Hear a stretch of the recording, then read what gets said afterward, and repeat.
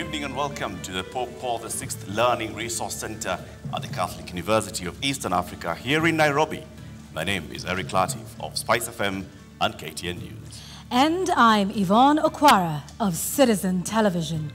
Welcome to the second of two presidential debates between the four presidential candidates cleared to run for president in the forthcoming election.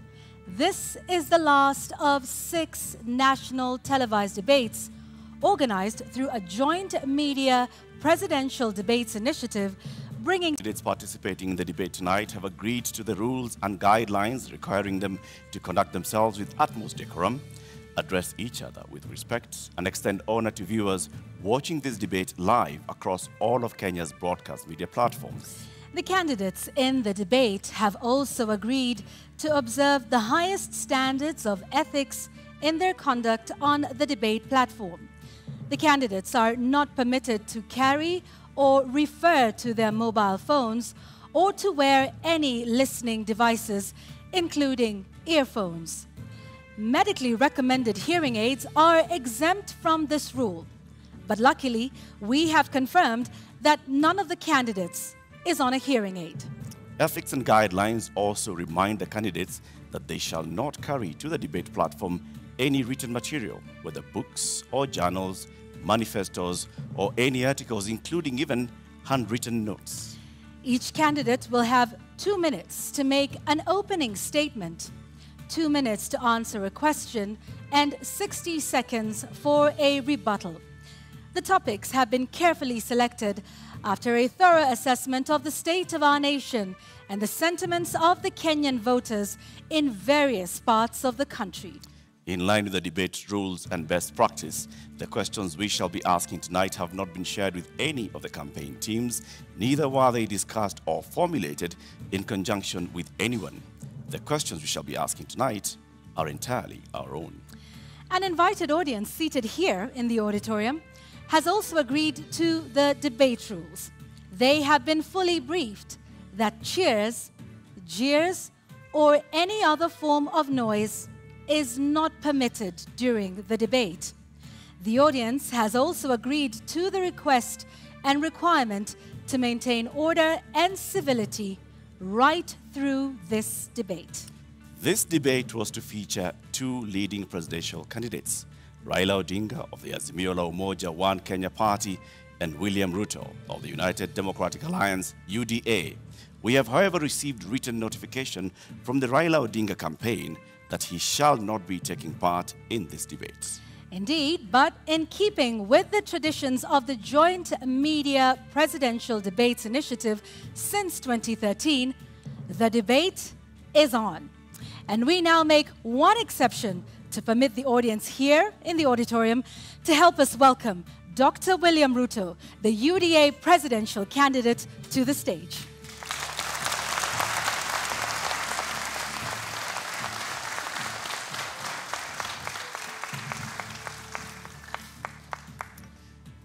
Your Excellency, Deputy President, Honorable Ruto, thank you very much for honoring Kenyans with this appearance. We shall conduct a series of question and answer, and whose topics have already been shared with you. We'll give you 2 minutes to begin with your opening statement before we go to the main thrust of the questions tonight. Thank you very much. William Ruto, a husband, to my dear wife Rachel, who is in this audience, a father, to my children who are also joining me this evening in this debate. The sitting Deputy President of Kenya, a presidential candidate in this election. And I have come here to participate in this debate because I have presented myself as a presidential candidate, knowing very well where our country is. We are a country that is faced with mounting challenges. We have a huge track record of what we have achieved, but there is tremendous opportunity out there for more to be achieved. I believe that this is a Mama Mboga moment. We have 5 million young people who are not working. We have 15 million Kenyans who today are blacklisted in CRB. We have 10 million citizens who have no access to credit in the micro and small enterprise sector. And I believe I am the candidate with a plan to be able to get Kenya to the next level. Thank you, Honorable Ruto, for your opening statement. Let's get right into the first topic of discussion here tonight, and that is the cost of living, something that many Kenyans are concerned about tonight. At the moment, Honorable Ruto, we currently have 3 subsidies in place on fuel, on unga, on fertilizer, all aimed at dealing with the cost of living. Do you believe that subsidies are the way to go and are the right approach at this moment to deal with this issue?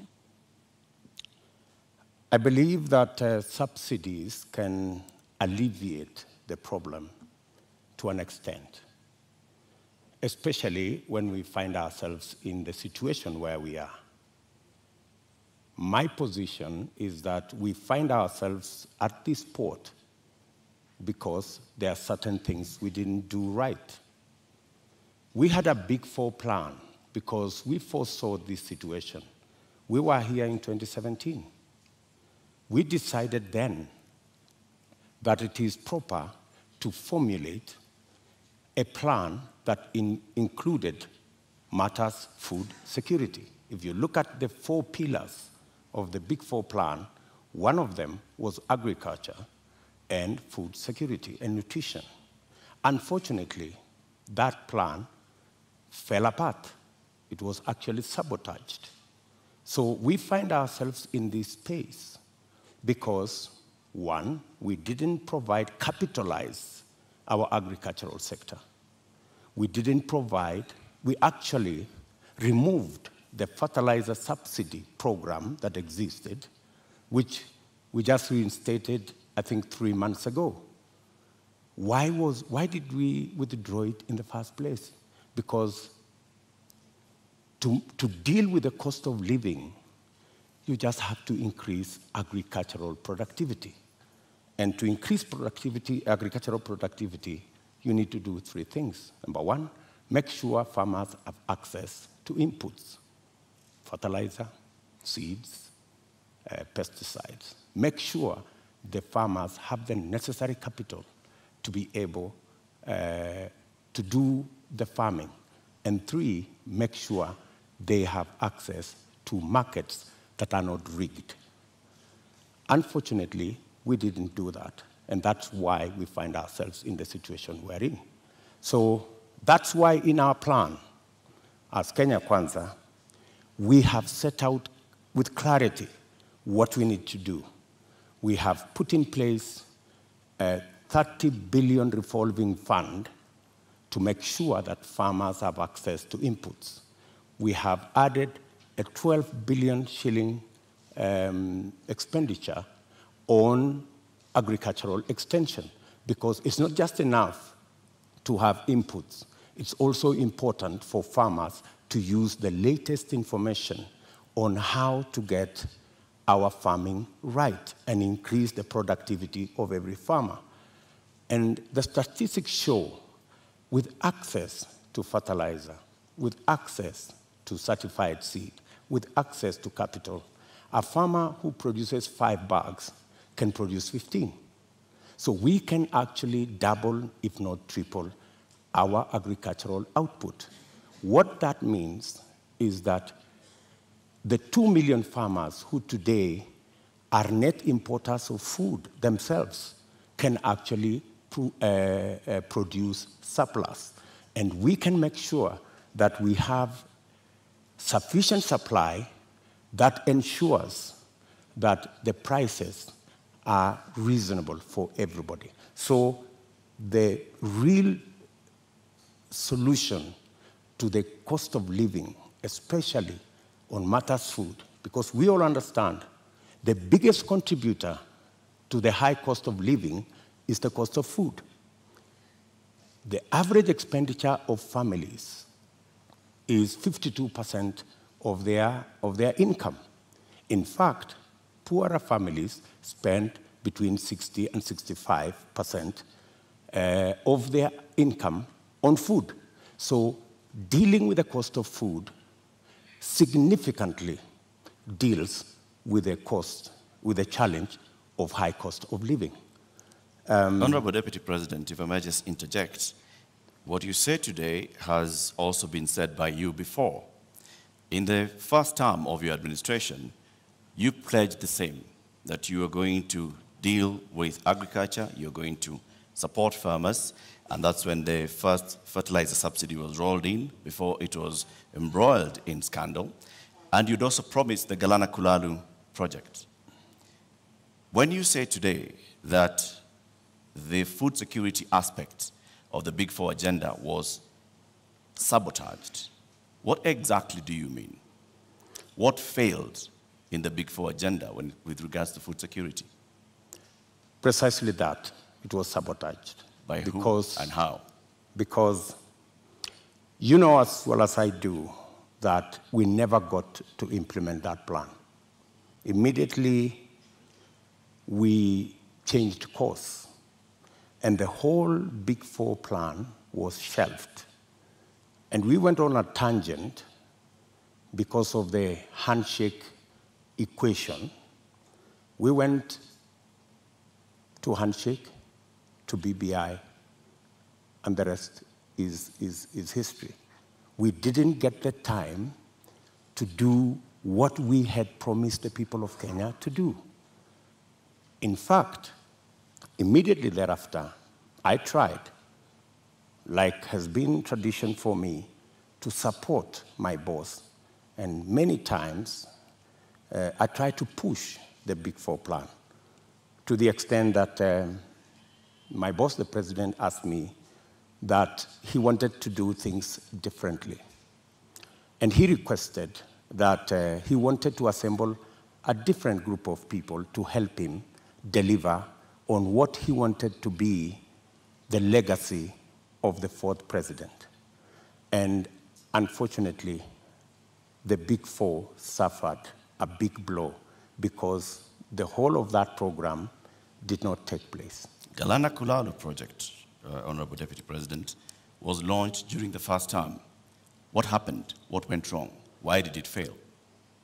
The Galana Kulalu project was conceived. In fact, what happened is the first 10,000, the pilot on the first 10,000 program took place. In fact, the first harvest of maize in that program came into being.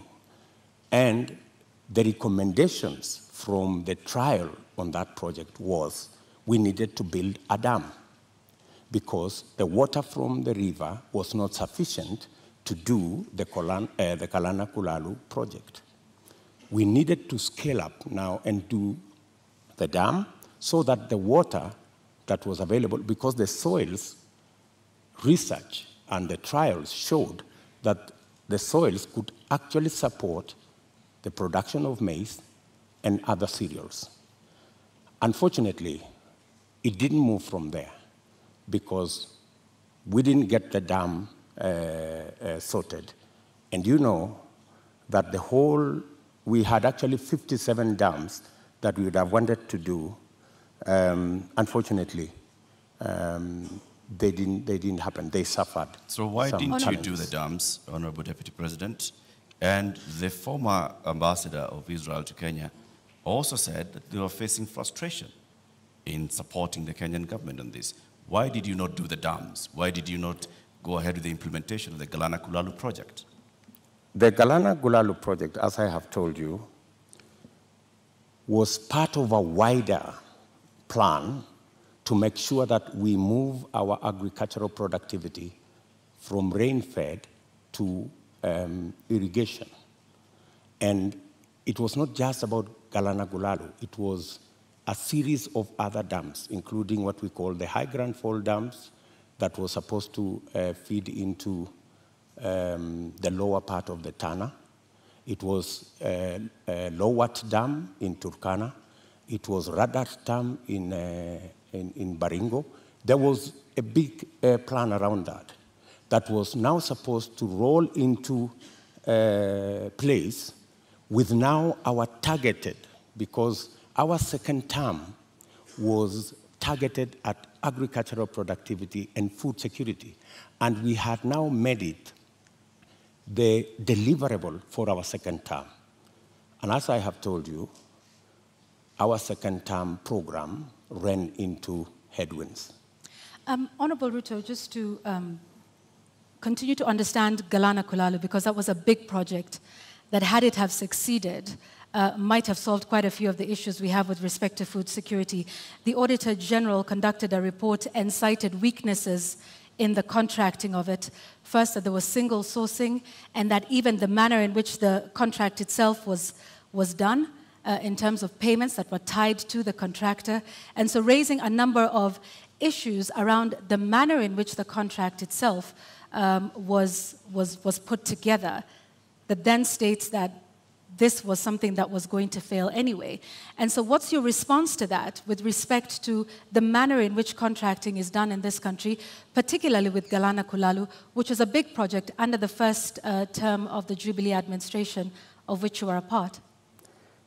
I quite agree that issues were raised around the contract, and that is why the contract actually was shelved with a balance. It didn't go the full hog, because when those issues were identified, it led to the contract being stopped so that those issues could be addressed.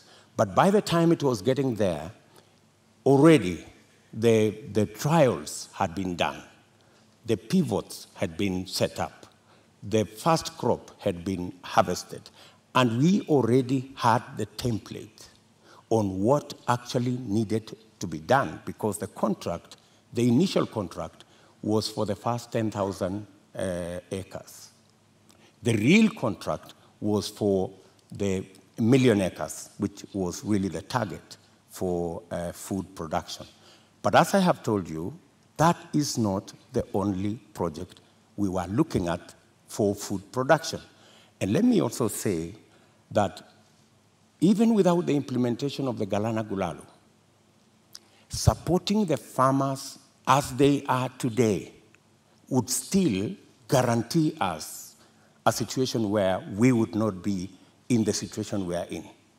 Today, for the first time in Kenya, the price of unga has gone to 230 in some cases. It's never been that bad. I must say, as a former Minister for Agriculture, serving under President Kibaki, I am the minister who assembled the infrastructure that provide subsidy on fertilizer. And we saw an increase of 5 million bags of maize when we rolled that plan. When the fertilizer subsidy was cancelled 2 years ago, that is why we are where we are. We are not here because Galana failed. We are here because we didn't do what we needed to do with our farmers the way they are today. What Galana Kulalu was supposed to give us is actually that extra production that would even make it possible for Kenya to export. There is absolutely no reason why Kenya today is spending 12 billion shillings to import maize from Uganda or from Tanzania. We should be net exporters of maize, for example, but we are not. And the reason why we are not is because our agricultural sector is undercapitalized. We have removed the support that farmers always had. And that is why, for the first time, because of the things we didn't do, because of the removal of the fertilizer subsidy, for the first time, the price of unga has gone to 230. Honorable Deputy President, you say that a lot was done in the first term, and that is why we got to a point where in 2017, we still had rise in food prices? In 2017, it was specifically because of drought. And for your information, the prices of flour, maize flour, went to 140. It didn't go to 230. That's the whole difference. However, then, even Ruto, in the situation of drought in 2017, what the debate then was 2 kilogram packet of maize was retailing at 140. Today, it is retailing at 230 because compounded with the drought, we just did not produce as we should have produced because we didn't support the farmers the way we have always supported the farmers. Honorable Ruto, I'd like to speak about another issue that is a contributing factor to the cost of living, and that is the high cost of fuel in the country. What do you propose to do with that? Because there's also a current subsidy in place for that. What do you think is the solution to the rising cost of fuel, which, as you know, drives the cost of a number of other products? I think the first thing that we need to do is to look at the taxes, because 50% almost of the cost of fuel in Kenya is taxes. I think it's time, as a country, we looked at, I think there are 15 different taxes on fuel. And I think it's time we relooked at how else do we raise revenue. Which taxes would you be proposing to remove from fuel, the cost of fuel? I think majority of the taxes that are in that bracket, I think there are almost 15 different taxes that are there. I do not have the specifics, but those 15, I think we need to interrogate these 15 different taxes. Which ones can we put aside so that, like other countries, we can limit the taxation on fuel? Take, for example, let me VAT. ask, yeah. Yes, okay, carry Take, for on. example, VAT. Correct. I think we need to rethink taxation, VAT taxation on fuel. That was the latest inclusion of taxes on fuel. And I think it was very controversial. Yeah, Honorable Ruto, VAT on petroleum products was indeed controversial. Let me take you back to 2013 when VAT was imposed on this as a condition by IMF. At the time, then Majority Leader Aden Duale said, and I quote, "The 181 members have been convinced by our party leader and our deputy party leader on the rationale of 8% VAT on petroleum products." He went on to say, 181 is a very big number, and we will convince our members from the NASA side. So you, at this point in the year 2015, I believe, when this was passed, were pushing for 8% to be added on VAT. Today, you are saying you want to abolish VAT on petroleum products. Why should Kenyans believe you today? Why wouldn't they? I mean, we live in a dynamic country, and it's only fools who don't change their mind. If you are in a situation where the price of fuel has gone to 160, I mean, it's time to think. I mean, when this VAT was imposed, then the price of fuel was under 100. Honorable Ruto, when the VAT was imposed, it was at the time a condition by IMF when we were seeking a precautionary facility. Today we find ourselves in the exact same position with a third tranche of an IMF facility, and once again, they are calling for, the same issue that we are facing with VAT then is the same one we are facing now. And at the point, IMF has in fact said that we do not need to be removing taxes on petroleum products. So with an IMF facility already in place, are you then saying you are going to go back to the IMF and renegotiate the terms of that loan that is already in place regarding IMF VAT on fuel products? What's wrong with negotiating with IMF? I think any reasonable government, looking at the situation where we are, looking at the cost of living, and how many Kenyans are every day sinking below the poverty line, I think it takes a courageous government to sit down with our development partners, and they are fairly reasonable people, and have a discussion. And I think they are, if not 8%, we need to renegotiate on some of the items that are outstanding. And apart from looking at that, there are other instruments that we can deploy. For example, we have the fuel subsidy fund.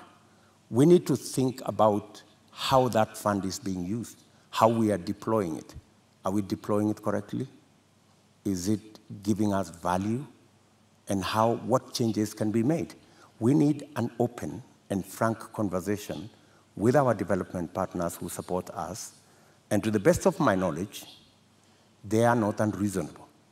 They are reasonable people, and they can entertain a conversation on negotiating some of the terms that have been offered to us.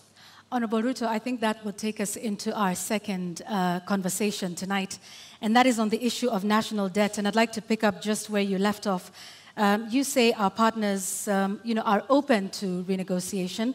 However, on the matter of renegotiating our debt, Honorable Ruto, you just last week in an interview with the international press said you will not be entertaining discussions around renegotiating our debt. In fact, with respect to your competitor, who is not here with us today, when he brought up the issue, you in fact called his statement on that condescending and reckless. Mr. Deputy President, are you tonight changing your position and saying you will renegotiate and seek to restructure our debt? Not at all.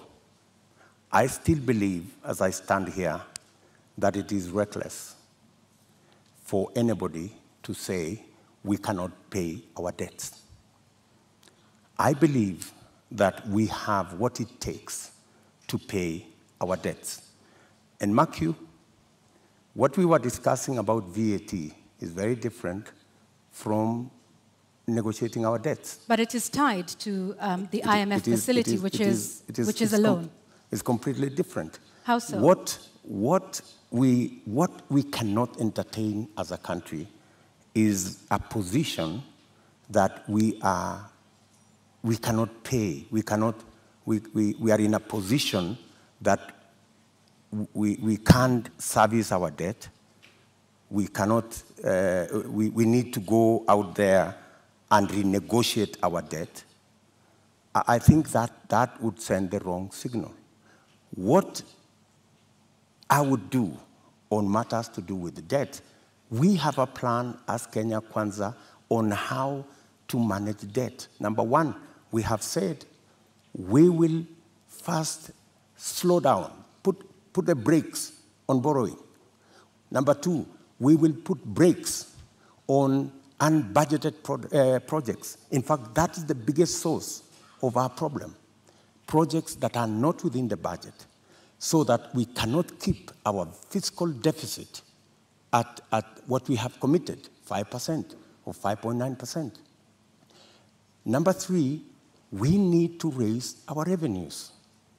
And I have said openly that we have areas that we believe that we can raise our revenue.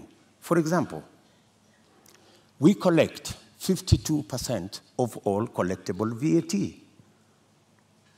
Just by automation and computerization, we can actually raise 95% of all collectible VAT. That would give us an extra 450 billion Kenya shillings. And added on to that, if you raise that kind of VAT, you can equally raise from corporate tax an additional 200, maybe 150 billion shillings. So there is room to raise additional funding, additional revenue for us to manage our debt without necessarily going to say we are going to negotiate our debt. So I hear you saying that our national debt as it stands today is manageable. Our debt today is a challenge. We need to deal with it. We are not sitting pretty. We are living, if I may say, we are living beyond our means. And that is why I am saying that we should stop this borrowing spree.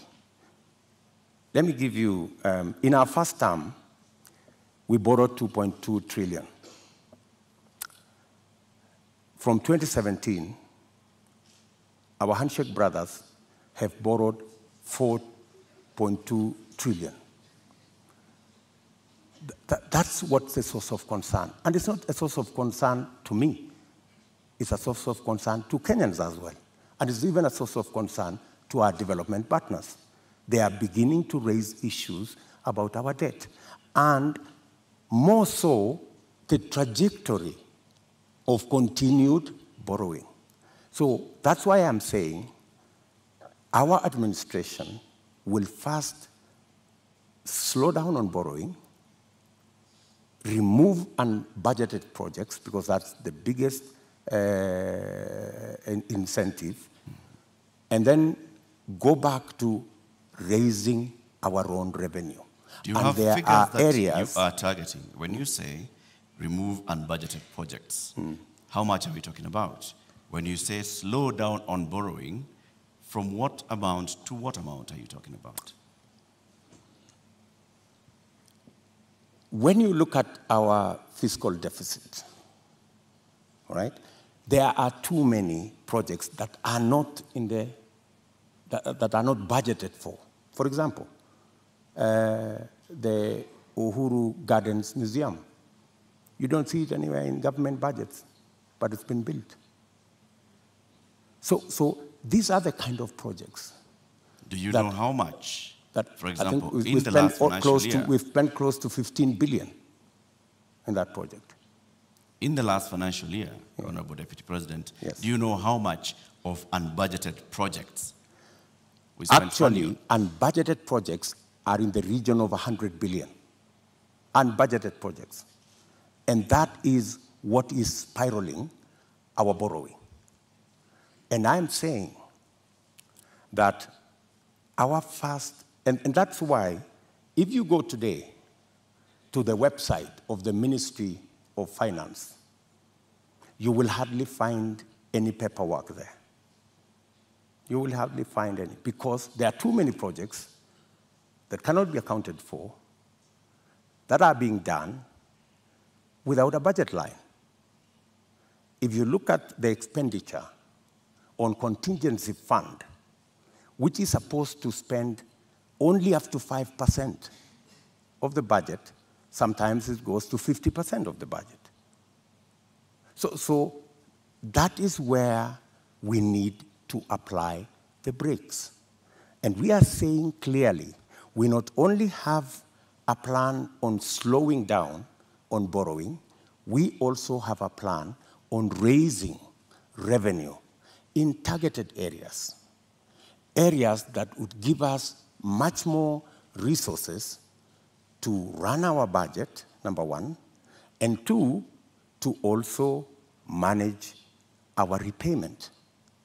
And in that particular instance, you may want to know that almost 80% of all our borrowing is actually domestic, which means we are also hurting our own enterprises locally. Access to credit becomes a big challenge. We must think of how we must slow down on borrowing locally and see how we can externalize government borrowing. And it doesn't have to be borrowing. Some of the programs, we must get the stock exchange to take up some of the areas of raising revenue. The stock exchange is a wonderful instrument. We saw it when we were selling the shares of Safaricom. Safaricom was looking for 50 billion. They got 250 billion. It tells you there is a lot of money out there. If we used different instruments, how do we use the different instruments of raising capital for long-term investment using the instruments we have, revenue, and using the stock exchange? So these are avenues that are available for us to be able to take our development forward and minimize on borrowing.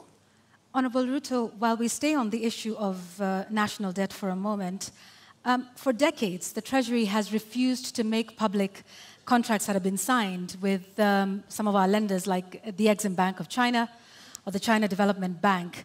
You've been part of a government that has refused to make this information public. Why? Those contracts and agreements, in accordance with the Constitution, are public documents. And the public have a right to know and to have access to that information. The fact that that information is not being made public is against the Constitution. So, under but yet, the Kenya Mr. Deputy Kwanza President, administration, you have not. This is something that you could do. You are the Deputy President of this republic. Is this not something you could do or make happen? When you are Deputy President, I'm sorry you've not been one, you would understand to what extent you can do things. And let me give you an example. Many people did not see the mettle of Mwai Kibaki until he was president. When he became president, he made a sterling job of being president. All along, everybody thought he was a lackluster performer. I am undertaking to the people of Kenya that given a chance to be president, things will be different in Kenya. So let me ask this just one more time. You are the sitting deputy president of this. You say this should have happened constitutionally, but it did not. Was this not something that came up in cabinet meetings that at least we've not seen you protest about this particular matter? Because debt transparency and debt, what we owe and who we are paying is something that taxpayers should know. So if you are saying this is something that should have happened but didn't, why would Kenyans believe you when you say that this is something you will do if elected president? Because I have never been president before. This is the first time I am vying to be president. And this is the first time I will occupy the high office of president. This is when the buck will stop with me. Are you saying, Mr. Deputy President, that in the last 9 years, you have sat in cabinet meetings and expressly said that you would like the contracts details to be released to the public?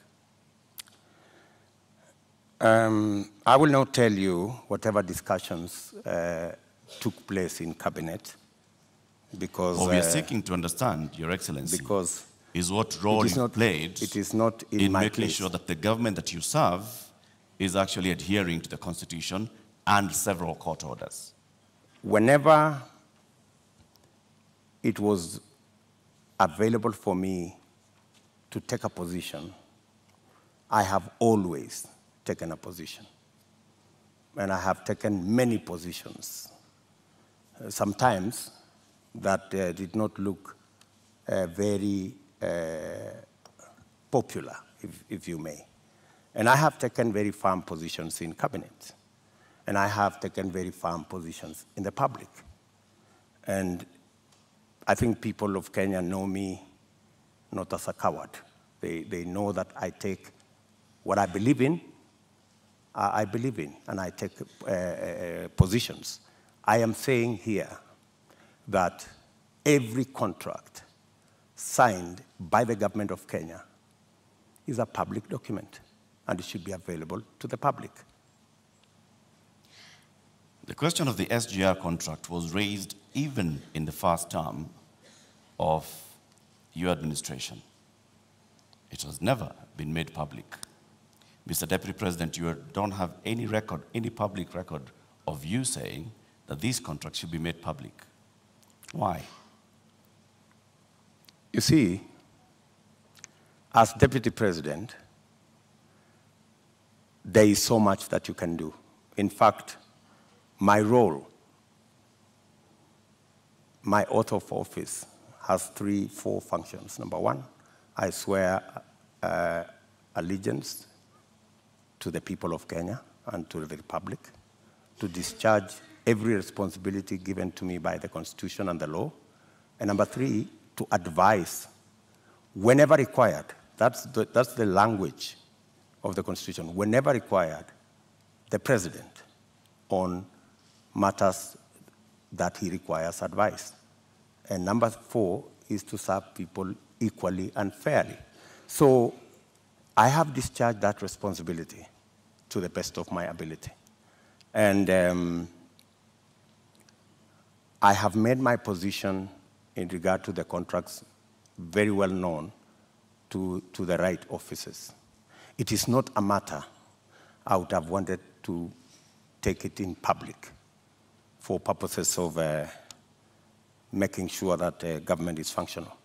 All right, I have just one last question on this before we move to our next topic of discussion, because you've informed us about, from what I understand, and you can correct me, Honorable Ruto, about the limited sort of powers of the Deputy President.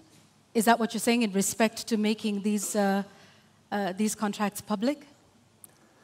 You said, and I quote, "I can only do so much as a Deputy President." Absolutely. Okay. However, in previous television interviews, you have stated that you and the President remain accountable for everything that has been done for this. So which is it, Mr. Deputy President? Are you responsible for not making these contracts public? Because you in the past have said that you and the President remain accountable and should be asked about everything that happens in this country. Precisely, that's why you're asking me, and I have answered you.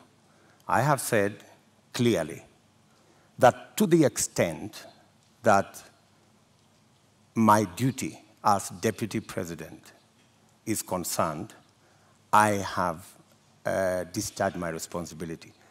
I have given advice to my boss on many issues, including that particular issue. So I have given him my advice, enumerating very well that it is the constitutional position that every contract is made public. I have given that advice to the President as is required of me. So, but you know the buck stops with the boss. Honorable Deputy President, let's now move to the next topic of our conversation this evening, and this will be on a matter of national security. You were recently in Elgeyo-Marakwet County, where you promised the people of Kerio Valley that you would do everything in your power to secure them. You've also been visiting other parts of this country, Marsabit, Baringo, Samburu, Laikipia, West Pokot. More than 300 people have died in the last 7 months alone in this country, killed by armed bandits. Livelihoods are lost. Children have not gone to school. Children have been killed. Kerio Valley residents have even petitioned the UN Secretary General, saying that their government has failed to provide them with security. In your manifesto, you say that security is a cornerstone of protecting people's livelihoods. Why has the government of Kenya, in which you've served as an assistant minister, as a minister, as a deputy president, been unable to secure the people of these counties? I quite agree with the feeling of many Kenyans. In fact, it's yesterday. It's not even last week. It's yesterday. I was in Elgeyo Marakwet, and one of the leaders there told us we have buried 114 people in that neighborhood. So it is indeed a live and serious matter. You have seen me in when we came into office in 2016. I called all the leaders from Baringo, Elgeyo Marakwet, Pokot, Samburu, and we had a serious leaders meeting in my office in Karen. And because of that meeting, for about 3 years, we went round, we mobilized all the governors, and we provided National Police Reserve in all those areas. And the situation was under control. But when we came into the handshake arrangement, a false narrative,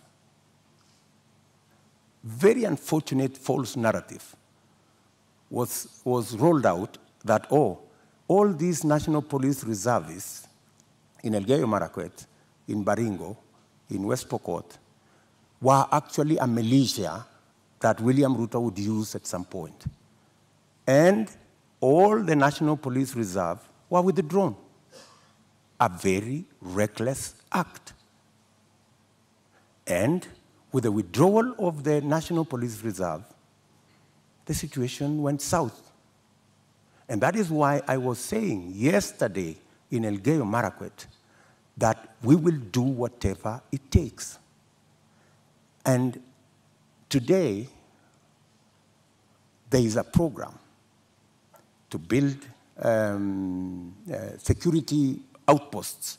And I'm saying, whatever it takes, even if it means bringing the military and military installations to support the police in some of these areas. In fact, you just reminded me, yesterday I overflew a huge tract of land where 3 years ago I was standing there and it was all maize. Yesterday, they haven't planted there for the last 3 years because of insecurity. So insecurity is not only causing our children not to be in school, it is causing starvation, it is causing death. Yet, people want to treat it casually. But Honorable let Deputy me tell you, President, let me just allow in me the to- last 3 years, Mr. Deputy President, you have not spoken out about the issue in Kerio Valley. You have not said anything about the killings that have been taking place, like they told you, 150 people buried this year. You spoke about it only yesterday. Where have you been in the last 7 I have months? always been there. In fact, if you go and ask those people in those regions, I have always been present. We have buried many of those people with our own money. We've taken many of those people to hospital with our own money. I have deployed my personal resources to deal with that situation because I know it was a political, a political agenda. You know, the withdrawal of the National Police Reserve was really an unfortunate act, but because it was intended to punish William Ruto, you know, never mind that many people lost their lives, is a real tragedy, but that is the nature of our politics in Kenya. Honorable Ruto, Unfortunately. Honorable Ruto, you're saying that was done to punish you?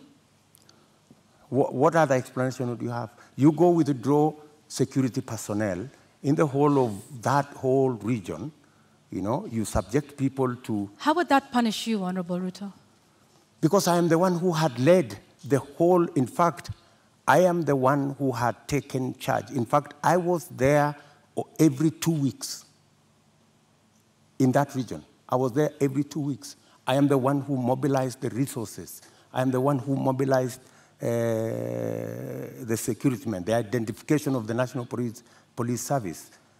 And so it looked like it was about me. It was never about me. Did you mobilize those resources on a personal basis or as deputy president? As deputy president. So why would your government punish the deputy president? You live in Kenya, my good friends. And I am failing to understand it, sir.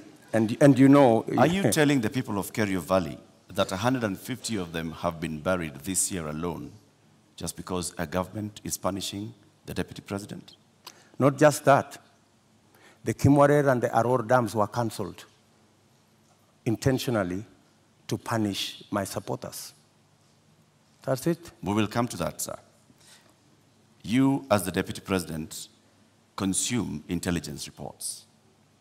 Tell us, over the last 30 years, what is it that has led to this continuous cycle of violence in Kerio Valley, in Baringo, in Samburu, in West Pokot, even going as far as Marsabit County?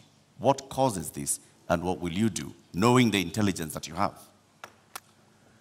The biggest contributor to the situation we have in those regions is competition for resources, competition for water, competition for pasture, general matters of education, and precisely the reason why we had a plan on Radat Dam to provide the water for the whole of that belt.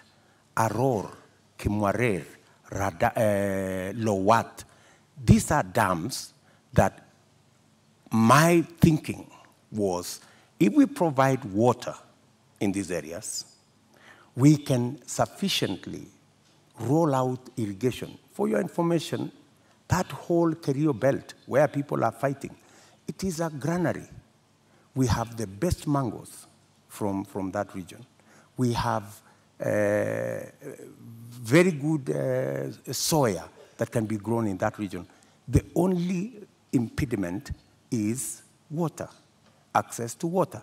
And there are enough rivers to be tapped. My solution to the whole of that region is twofold. Let us provide water for livestock. Let us provide water for irrigation. And let us get schools developed, as well as making sure that we provide road infrastructure.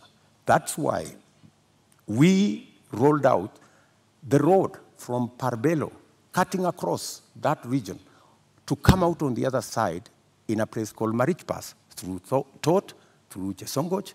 And now there was also the road that was supposed to connect Kapedo from the other side of Turkana coming to Nakuru. Opening up that area is the solution. Opening up that area in terms of infrastructure and opening up that area in terms of water infrastructure will provide the solution. Unfortunately, there are people who don't see it that way. So you say that the Aror Kimorel Dam, you've recently said that you are going to complete it should you be elected president. Yes. Why did it fail? I will. Yes, I will. It didn't fail. It was made to fail. I mean, let me tell you. As the deputy president, sorry, sir, to just interject. As a deputy president, and like I started by saying, you've been minister before, you've been an assistant minister, we are talking about violence that has been taking place for decades, not just in the term that you've been deputy president. So this is not about you being punished now, unless you're telling us that for a long time, there are people that have been scheming to punish William Ruto by killing the people of Kerio Valley. That's not what I'm saying. I am saying we had a solution. We had close to 5,000 National Police Reserve. In fact, we'd even moved a step forward to provide armored vehicles to make sure that we can follow whoever these criminals are, right? We had a plan. Unfortunately, that plan was frustrated. And you know, the plan was, let's provide a national police reserve. Then let us construct the roads. Then let's provide water infrastructure. And then let's provide school infrastructure. That way, you ease out people from that situation where they are today to a new environment where they appreciate education, they have food to eat, their animals have water and pasture, and then you can develop that region. In fact, in my mind, that's where the future of Kenya is, because we have huge tracts of land in that region. And the fact that people have been fighting in that region forever doesn't mean that they should continue fighting. We should find a solution. Honorable Ruto, let's go back to the issue of water, and you've mentioned the Kimwarer and Aror dams. And you say that as well was cancelled to punish you? That was cancelled for political reasons. For political reasons. Well, some of the allegations that have been made by the DPP in court is that payments were made contrary to the law, they were not processed through the consolidated fund, that in fact, this was all done to ensure that there were kickbacks, that the government made advance payments, including 11 billion shillings in excess of unnecessary debt to, this is what they're saying, which prosecutors say were to go to, friends and co-conspirators of this scheme. If this is what you allege, are you alleging tonight, Honorable Ruto, that there is a big conspiracy between the DPP, between the courts, and also politically with respect to the Aror and Kimwarer dams that are now in court? For your information, Aror and Kimwarer was signed at the same time with other government projects, signed by the same companies, funded by the same financiers, and they were signed not with me, witnessed by the President of Kenya.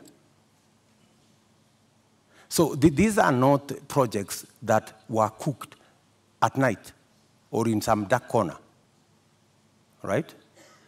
How come that the only projects that did not go through is Aror and Kimwarer? All the others went through. That's number one. Number two, today, the government of Kenya is in court because the contractor, with all those allegations that have been made, the contractor has gone to court to demand payment of another 12 billion shillings. I mean, that should concern everybody. There are also suspects in court, Honorable Ruto. Pardon? There are also local suspects in court over the matter. Forget about the court matter here. The contractors are in court in London, and the government of Kenya is already replying to the case in court. And they cannot afford to make it public because it's embarrassing. Why did the contractor not continue with the project? Because he was denied the land where to set up the dam. And that was an undertaking by the government of Kenya, that we're giving you a contract, we're going to give you land, we're going to give you this infrastructure for you to build the dam. And the reason given then was that, the dam was going to be in a forest. How many dams are in the forest? We have Yamo Dam in the forest. We have many other dams in the forest. So I think, we have to be honest with ourselves. And that's why I am looking forward to the day somebody will step forward and actually tell the country how will the government of Kenya lose 20 billion shillings that was supposed to build Aror and Kimwarer, and yet there is nothing on the ground. What was this? What was this sinister motive? Do you believe money was lost? I don't believe any money was lost. And even if money was lost, people should be taken to court. But you said around 2019 that it was 7 billion shillings that was lost. No, and not I the didn't 21 say that. that was being alleged by the DPP. I didn't say that. Check my statement. I am very clear about what I said. I said 7 billion shillings was paid. right? That's what I said. And for your information, I said that 7 billion shillings that was paid was actually insured. The reason we should be asking is, why hasn't the person, the company who insured that money, why haven't they been asked to pay? Because the company that insured that 7 billion is a well-connected company. That's why the demand letter has not been put to them. So what you're alleging... And you see, Kenyans will one day really marvel at what really happened in this Kimwarer and Aror Dam. You will be shocked. Tell us what really happened, because what it sounds like is you're alleging the investigating authorities, the DPP, the courts. There are suspects in court at the time, including former Cabinet Secretary Rotich, who I believe was charged afresh a couple of months ago over this issue. If this is all politically instigated, are you then saying that all of these authorities, different arms of government, are conspiring against you, from investigators to the DPP to the courts, to punish you, Honorable Ruto? Let me ask you, that matter has now been in court for 4 years. It has not moved an inch. It's been dancing. You know, this person, today you're being charged, tomorrow, no, remove this person, the next day, remove this person, the next day, change the charges, because somebody is actually waiting for another government to come and carry the shit, unfortunately. And that's what's going to happen. That's why that case has never moved an inch. Mention after mention, after story after story. I mean, surely, how can we lose 7 billion, another 12 billion that is going to be incurred by this government? And it's an act of political convenience. You just said we didn't lose 7 billion. No, I'm just saying eventually we will. I mean, if it is not sorted out. And that's why I'm saying when I come into office, I will make sure that the money is not lost. And I will make sure that the impediment imposed on this project, we will provide the land. The contractor will build the dam, and we will move ahead. To conclude the matter of national security, I think we'll also touch on constitutional implementation here. Over the last 9 years, Deputy President, you have been chairing the Intergovernmental Budget and Economic Council. The Constitution establishes, under Article 204, the Equalization Fund, which was meant to fast-track development in some of these marginalized areas, the ones we've been talking about, and many others, to help them with water, roads, health, education projects. Why has this fund never been operationalized? Two things. My chairmanship of the Intergovernmental Budget and Economic Council extends to a limit. The issue you have raised about equalization fund is actually in the ambit of the summit, which is chaired by somebody else, right? As chairman of the Intergovernmental Economic and Budget Council, in fact, governors listening to me today, they know that we did a perfect job, especially when it came to transfer of functions, a function that was supposed to take 3 years. We made sure that we worked day and night because we wanted to get devolution rooted and moving. We completed that exercise in a record 1 year instead of 3 years. We have since worked with county governments, and many of the governors will tell you that I have provided leadership as chair of the council on every matter, whether it was grants, whether it was matters to do with conditional grants, whether it was making sure that there is a balance between what goes to national government and what goes to county governments. The whole of that trajectory, whether the issues to do with settling matters with the former local government authorities, assets, liabilities, I have been working on that with many governors, and we have made tremendous progress, including the final one that we concluded the other day, where counties now, as entities, can borrow money. As entities, like Kipia County is the first that is going to have the leverage to borrow money. So I have a track record on what I have done. Thank you, Mr. Chairman of IBEC. Now let me ask the question to the Deputy President. Why has the Equalization Fund never been operationalized 12 years after the promulgation of the Constitution? The Equalization Fund, window.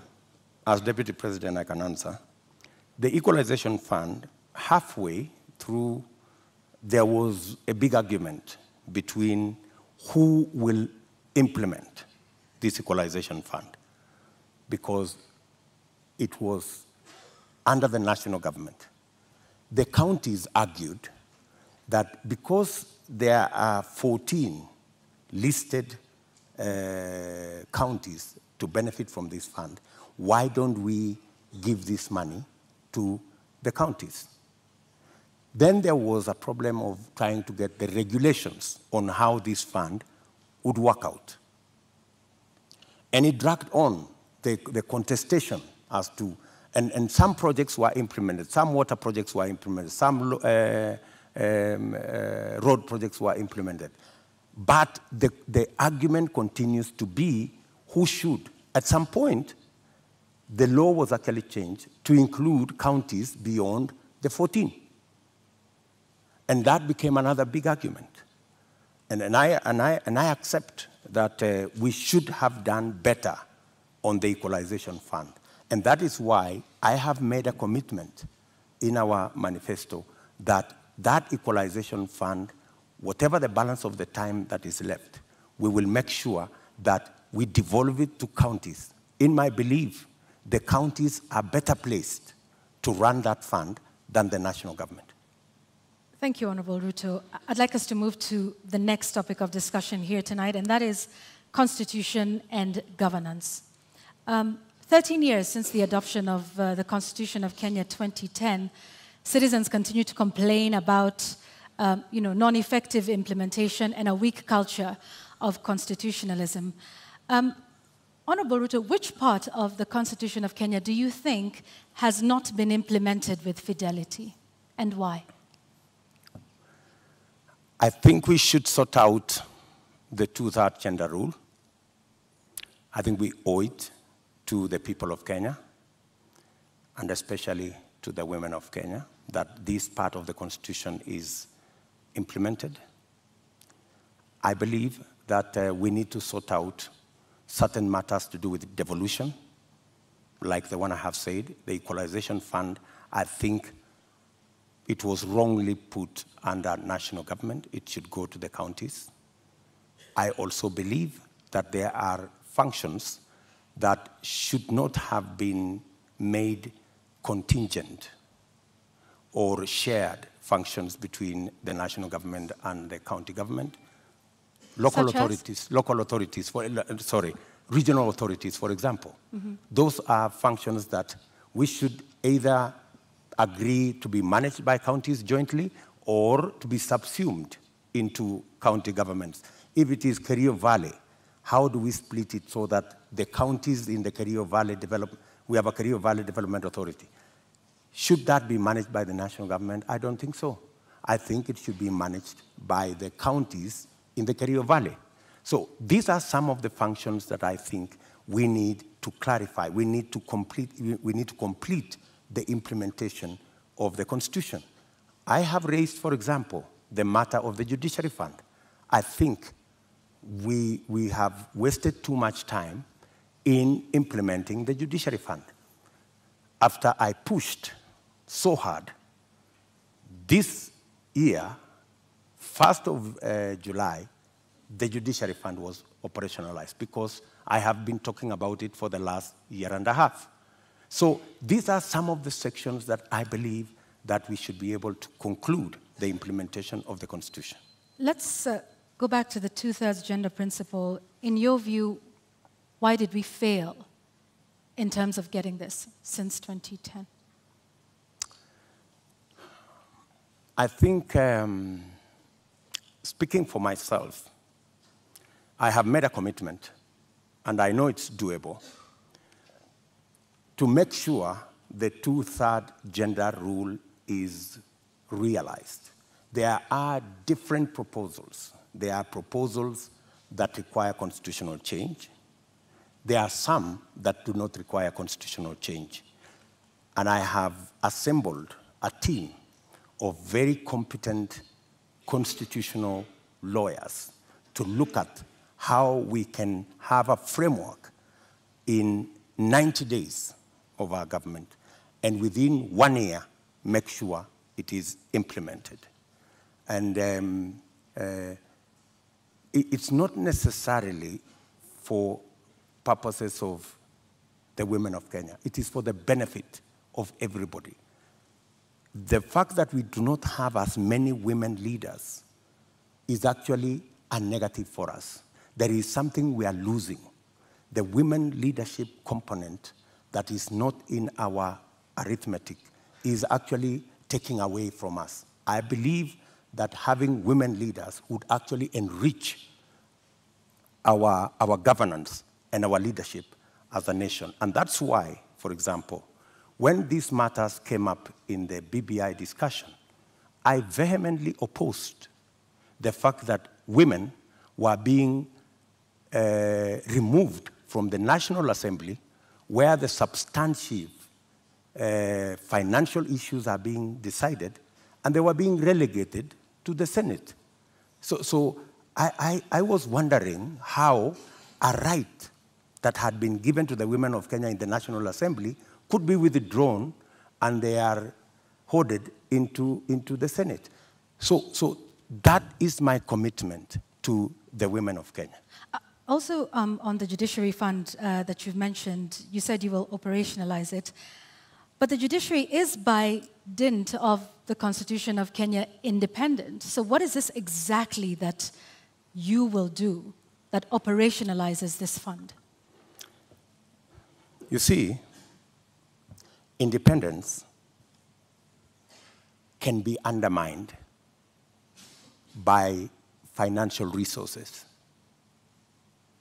The reason why the judiciary has been raising this issue over and over is because, much as they have their independence, their financial requirements are still subject to other pieces of legislation, which is against the Constitution. The Judiciary Fund is supposed to draw resources directly from the Consolidated Fund. Once approved by Parliament, that should be it. And in fact, because of the push that I have had on the Judiciary Fund for the last 1.5 years, it was actually operationalized in June. So you do have some influence, Honorable Ruto, within this government. If you look at, I have been pushing in the public, because that's what I said. When I said I'm going to set up the Judiciary Fund, I think somebody decided to say, this fellow is pushing too hard. Let us implement this Judiciary Fund so that he loses this card. He cannot take it to the people of Kenya. I don't mind that. So you do have some influence. We have achieved it anyway. So you have some influence, Honorable Ruto? Because previously, in this conversation... Of course I have influence. But in this conversation previously, you have said there's limits to what the Deputy President can do. I have influence nationally on pushing agendas. I may not have... Such as disclosure of SGR as Deputy President. I didn't push the Judiciary Fund as Deputy President. I pushed it as a leader. Why couldn't you do that then for a number of the other issues that we have discussed here tonight that you have said you did not have influence over? I have pushed back, for example, on the issue of the BBI. I pushed back heavily. And I deployed a lot of influence. And actually, by God's grace, we managed to stall it. Our competitors are saying they are going to go back to it immediately after the election. But I think it was a complete waste of resources, and it was actually not made in good faith, because a constitutional change that seeks to undermine the independence of the judiciary is a dangerous constitutional change. A constitutional change that seeks to subsume the executive and the legislature and take us back to where we were in the Nyayo days is actually taking us back, not taking us forward. And that is why I made my position very clear in the public domain. Honorable Ruto, do you believe in the independence of the judiciary? Pardon? Do you believe in the independence of the judiciary? I don't know how to answer you. In fact, if there is one person who has fought for the independence of the judiciary, it is William Ruto. I am the only person with a few of my friends who stood up to the so-called ombudsman that was supposed to be injected into the judiciary, appointed by the executive, to supervise the judiciary, something I totally disagree with. You talk about you being the biggest defender. However, the administration which you have served since 2013 has been cited several times for disobeying court orders. Let me give you one example, or a few. Former Air Force commander waiting for 6 years to be restored to his rank and given 71 million shillings compensation. NYS service official injured in the line of duty, yet to receive 3.6 million shillings by the courts. There is a number of those, including the matter involving the swearing in of judges. This is an administration in which you sit. In fact, former Chief Justice David Maraga has often lamented the executive's disregard of court orders. You are the second in command of the executive and of the Republic of Kenya. What are your thoughts then around the independence of the judiciary, and why have there been so many court orders disobeyed under your watch as Deputy President? Two things. I am an ardent believer in the independence of the judiciary. When the judiciary issued a ruling nullifying our election, I went out of my way to persuade my boss for us to go back and do the election again.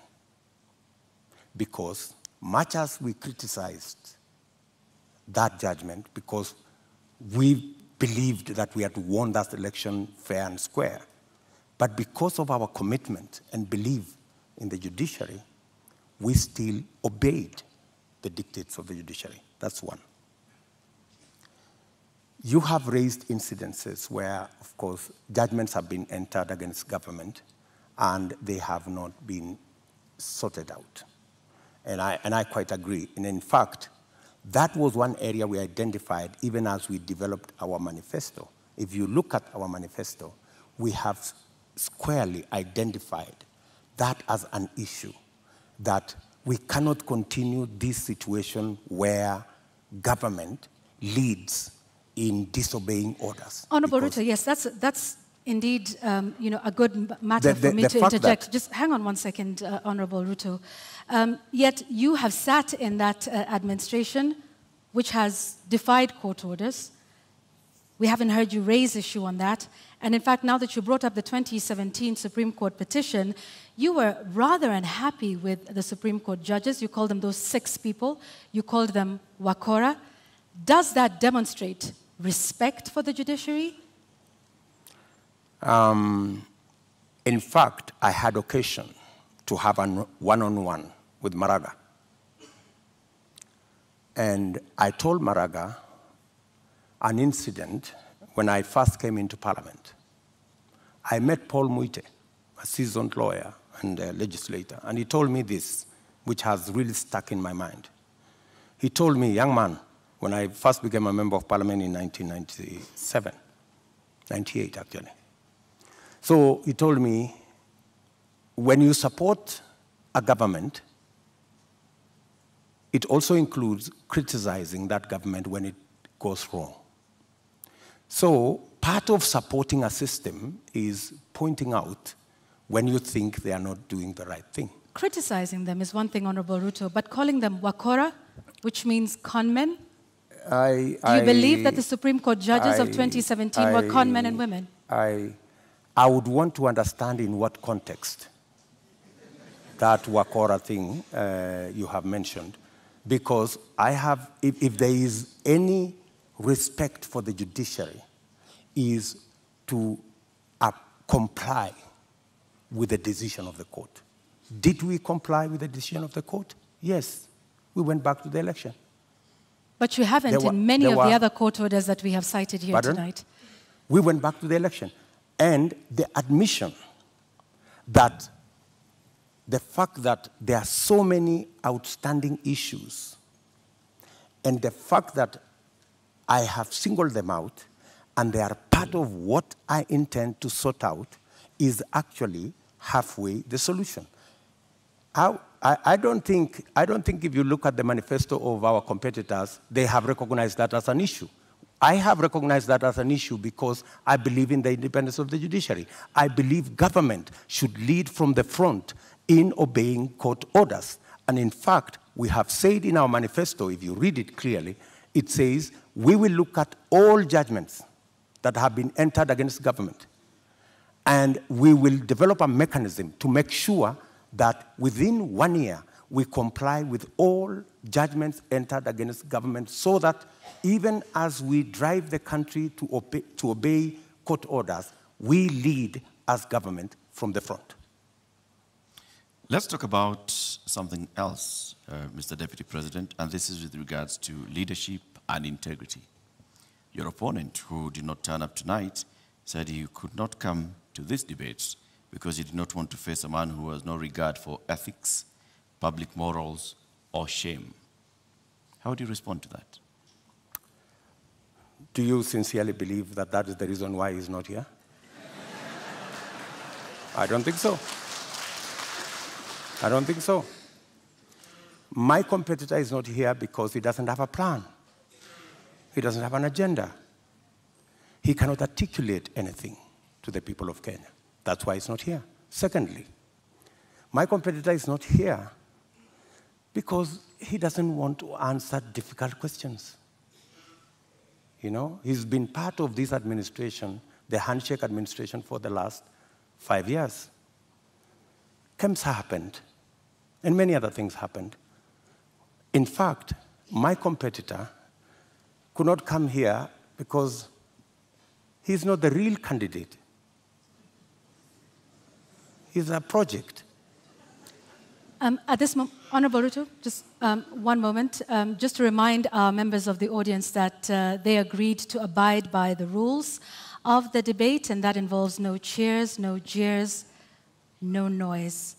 Honorable Ruto, I'm sorry I interrupted you. Please carry on. Sorry. So, I mean, that's the reason. So these are just scapegoats.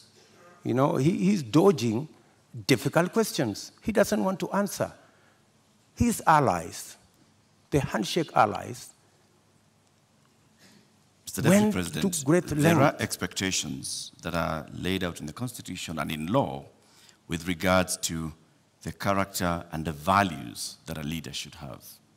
Do you think when you go out in public campaigns and you use terms to describe your fellow leaders, that demonstrates you as somebody with great values, fit for leadership? I have tremendous respect for all Kenyans and all Kenyan leaders. I have not in any way undermined the public standing of any leader or any person or any Kenyan for that matter. I have not called anybody washenzi. I have not called anybody takataka. I'm just a... Kitendawili? Huh? Kitendawili? I mean, is kitendawili an insult? Uganga? Huh? I think we have all come to understand what kitendawili means. Mr. Deputy President, there's public perception that associates you with a rather good appetite for acquisition of property, particularly land. And this has been mentioned many times. Questionable acquisition of land, this has been said publicly, Taita Taveta, in Transmara, the former Vice President's house, the late Joseph Murumbi, and others. In fact, there was a conviction in court with regards to 100 acres of land that you were ordered to surrender back to its rightful owner and also pay some reparations. Does this public perception affect you? For your information, that's why I am proposing in our manifesto to deal firmly and squarely, institutionally, with a fight against corruption. Because allegations are made, left, right, and center. Any piece of land that I have is legally acquired. In fact, I think we need to discuss the Muteshi land. You've talked about the 100 acres. I was a victim of fraudulent sellers of that land. What the court ordered me to do was to pay for the 3 years I had occupied the land. And they calculated and said the income from this land would be approximately 5 million shillings for 3 years. And that's what I paid. The people who sold the land to me were taken to court for fraudulently selling the piece of land to me. Those people are in court. The Mr. Deputy President, my question was, all these allegations. Taveta land issue. There was that, there's a Taveta, there's Western Hotel, there's Transmara. As a person, yes. As a person, what does this make you feel when you hear that there's all this public perception about you and irregular acquisition of land? You see, acquisition of property is a legitimate endeavor. How you acquire it, if it is legitimate, you've paid value for it, and I want to tell you, I have paid value for any property that I have. Maybe the whole story is like everything else that has been said, and all manner of allegations have been raised about many people, you know. My competitor, Dominion land has been mentioned about him, Molasses land, so many other pieces of land. Does that make you guilty? Not at all. I think the presumption of innocence and the fact that I can stand up to scrutiny. And for your information, I am probably the politician in Kenya that has been audited, left, right, upside down, inside out, on any matter, you know? And maybe because I have raised my head beyond what many people think I should. If I was a quiet business person, I am sure I wouldn't attract the same kind of labeling that I've been subjected to. How much is enough? Enough is enough.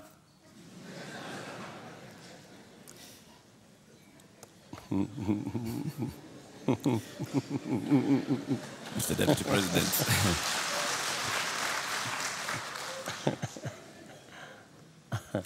Mr. Deputy President, we'd like to conclude this conversation with the election preparation. We're just 2 weeks away to the August 9th general election. You've previously said that, yes, you are willing and ready to accept the outcome of the election. Are there any circumstances under which you will not accept the outcome of the election?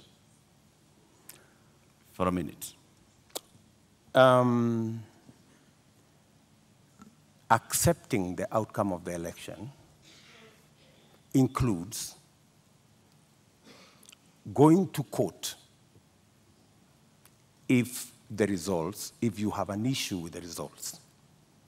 That's accepting the outcome of the election. Okay, you say my competitor has won. I have a doubt and I will go to court.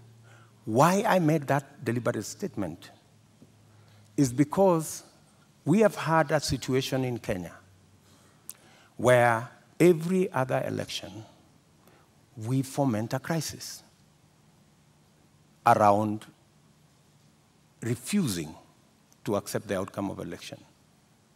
And it has cost us lives, property, and many other things.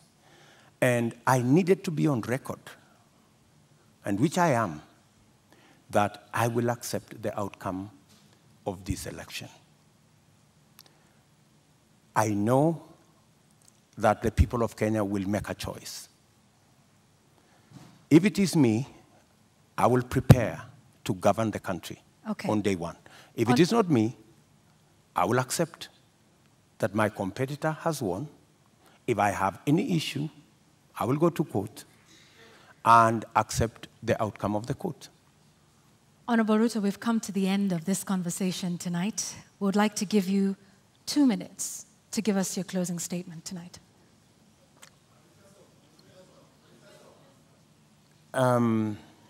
I think it is very important for us to look at this election against what is the competition. Our competitors have run away from this debate in total contempt to the people of Kenya, because it's not William Ruto who is going to make this choice. It is the people of Kenya that we are speaking to. They have very little regard for the people of Kenya. They think the deep state is going to make the decision. They think that the system is going to make the decision. I want to tell the people of Kenya tonight that they are the ones who will make the decision on the 9th of August. Their vote is what will make the next government happen. And I want to encourage them to disregard the propaganda, the mobilization of chiefs and all these people and the provincial administration and the whole of this contempt and madharau, and tell them, tarehe 9 mwezi wa 8 wa Kenya, ninyi ndio mtaamua serikali ambayo inakuja. Na mimi nawaambia, serikali ya Kenya Kwanza itapunguza gharama ya maisha, tutahakikisha kwamba watoto wetu milioni 5 wako na ajira, tutahakikisha kwamba kila mmoja wetu anaweza kwenda hospitali na kuwe na bima ya afya, na tunaweza pia tutahakikisha kwamba kuna maji na watoto wetu wanasoma. Tuko na mpango. Tarehe 9 mwezi wa 8 waamuke, wapige kura, watengeneze serikali, tuende mbele pamoja. Shukran sana, Mr. Deputy President. Honorable Dr. William Ruto, thank you for making the time for us tonight. Thank you very much. That's right.